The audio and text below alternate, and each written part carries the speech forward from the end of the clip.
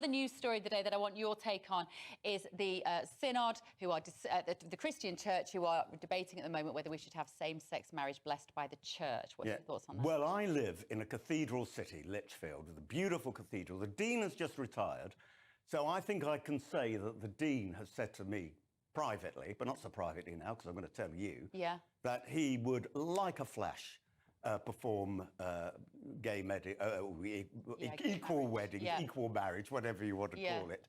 And it's only the Synod holding him back. And I've met so many other vicars who feel that way too, because they say love is love. And if we are created in the image of God, I'm getting quite theological now, if we're created in the image of God and God makes some people, it's not a choice that one makes, oh, I'm going to be gay, or I'm going to be straight. It doesn't work like, or bi, which I am, bisexual.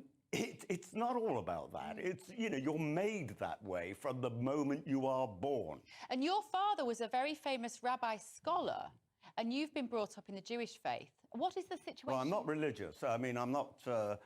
I haven't been to synagogue in about 20 years, and I go to Evensong at Lichfield Cathedral. Don't worry, I won't judge. But what is the situation in the Jewish faith? Well, as I understand, same-sex well, there are various sects, like in the Anglican Church. Well, you know, there's different sects in Christianity. But as I understand it, and I'll probably now get told off by various people who say this isn't the case, but as I understand it, if you're in the liberal synagogue or Reformed synagogue, which are two of the main sects in the UK, you can have a gay marriage. Right. I think it's more difficult if you're Orthodox. Not sure. But, you know, every synagogue, it's organised a bit like Methodism, in the sense there isn't some great council above which is going to tell a synagogue off.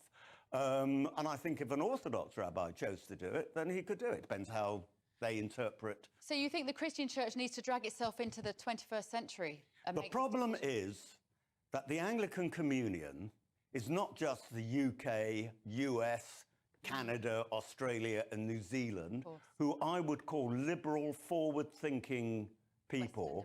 Western democracies. They include Africa, Malaysia, where there are pressures because there's strong Muslim communities there as well. And for whatever reason, they're against it. And you know what? I would say to the Archbishop of Canterbury, the Anglican Communion should be quality, not quantity. And if you want to be relevant in the 21st century, the Anglican community may have to split, if that means not just gay marriage, other issues too.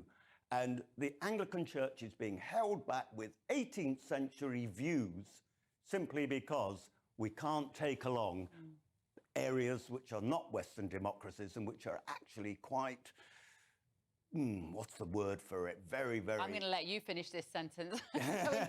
Well, very, very unforward-looking, shall we say, and that's not going to be the future of the church in this country.